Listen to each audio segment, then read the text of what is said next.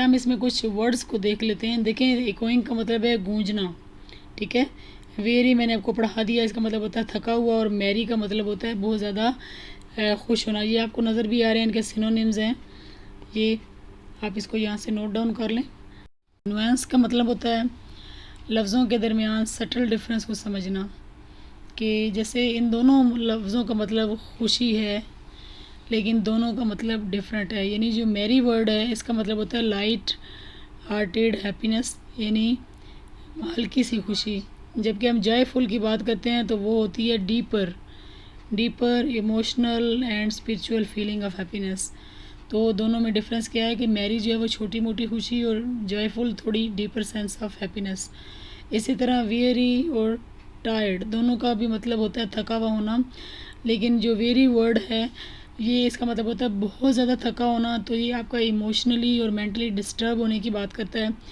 जबकि tired word जो है ये इसका मतलब होता है नॉर्मली थका होना, जैसे आप काम करते हैं तो थक जाते हैं, तो इसके अंदर कोई उदासी या वो जो है ना वो गहराई नहीं है।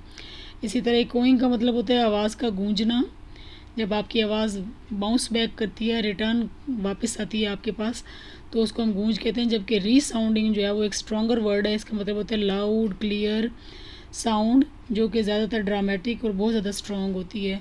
तो लफ्ज़ों के अंदर हल्का सा डिफरेंस होता है जो आपको समझना ज़रूरी होता है। In a sense to word translation you are not going to make, you have to be very careful to understand the deeper meaning of the word. So dear students, now comes question answers. As you can see the question number 1, rhyming scheme. Rhyming scheme कहते हैं कि लफ्ज़ों के अंदर जो है वो एक राइमिंग, जैसे टॉल स्टॉल फॉल, ये लफ्ज़ मिल रहे हैं ना, तो इस तरह हम जो लफ्ज़ मिलते होते हैं उनको हम फिर ए कर देते हैं, फिर अगलों को बी करते हैं, तो वो आपके काम नहीं है, ये मास्टर लेवल पे हम करते हैं। अभी आप सिर्फ इसको रट्टा ही लगा लें दैट कि the rhyming scheme of the poem is a b b. और ये क्या है कि पोइम के अंदर एक म्यूज़िकल रिदमिक फ़्लो, इसके अंदर एक म्यूज़िकल इफ़ेक्ट देती है, इसके अंदर एक रिदम पैदा करती है, यानी आपकी जो आपको इसके अंदर एक म्यूज़िकल टच नज़र आता है। और पोइम कैसी है, बड़ी जॉयफुल और प्लेफुल है, मूड ऑफ द पोइम है। अच्छा जी, कैन जो एक फिगरेटिव लैंग्वेज कहते हैं, फिगर्स ऑफ स्पीच। आपको इसके अंदर कोई सिमिली मेटाफर या कोई पर्सोनिफिकेशन नज़र आता है, तो यस हम इसके अंदर पर्सोनिफिकेशन देखते हैं। जब हम कहते हैं द सन डज अराइज, तो सूरज जो है वो निकलता है या सूरज सामने आता है। इट मीन सूरज को हमने कोई ह्यूमन करेक्टर्स दे दिए हैं, जैसे पत्ते डांस कर रहे हैं, हवा बोल रही है, हवा सरगोशियाँ कर रही है, और इसके अलावा जो है वो मेरा दिल रो रहा है।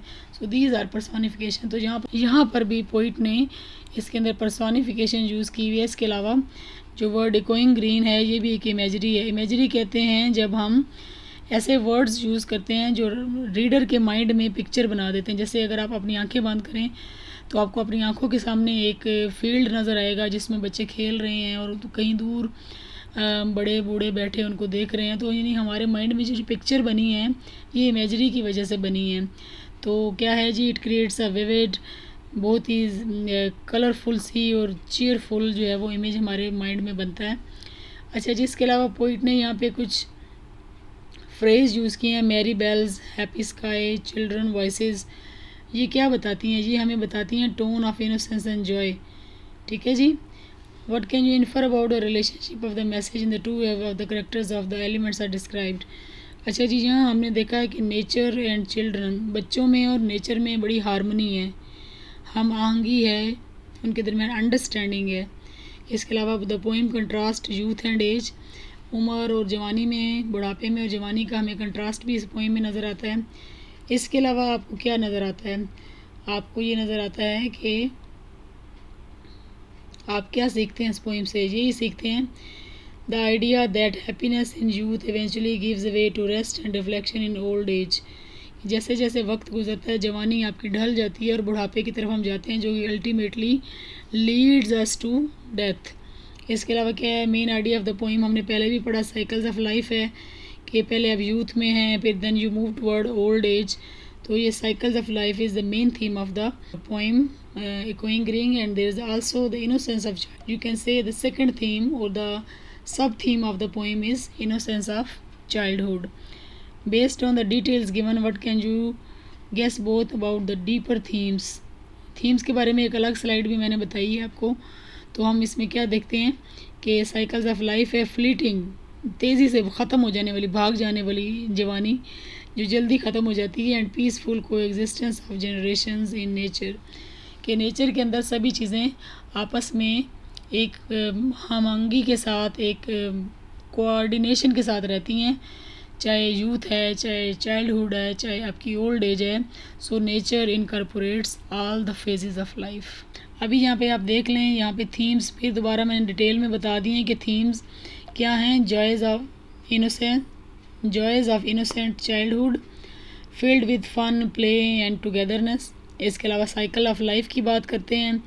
फिर there is a comparison between youth and old age. इसके अलावा you can say that Blake uses nature like sun, birds, green fields to reflect the stages of human life. What is nostalgia? Very important question और very important word और vocabulary। nostalgia कहते हैं when you remember your past। जैसे मैं कहूँ कि बचपन में तो मैं ये करती थी, वो करती थी, और जब हम वहाँ रहते थे कई साल पहले, तो when you remember your past, old memories, then you become nostalgic. तो नॉस्टैल्जी एंड मेमोरी क्या है? Yes, there is nostalgia and memory in the poem, क्योंकि पोइट जो है जब बच्चों को खेलते हुए देखता है तो उसकी एक डीप इमोशनल कनेक्शन बनता है with his past. When he sees children playing in the ground, he remembers his own childhood when he was a child and he used to play in the grounds and he used to enjoy the joyful and happy moment of his childhood. So that's all for today. आपको अगर ये poem अच्छी लगी हो, मेरे पढ़ाने का अंदाज़ अच्छा लगा हो, तो वीडियो को लाइक करें, और इसके बाद हम इंशाल्लाह बहुत जल्द चैप्टर नंबर 4 की वीडियो लेकर आएंगे।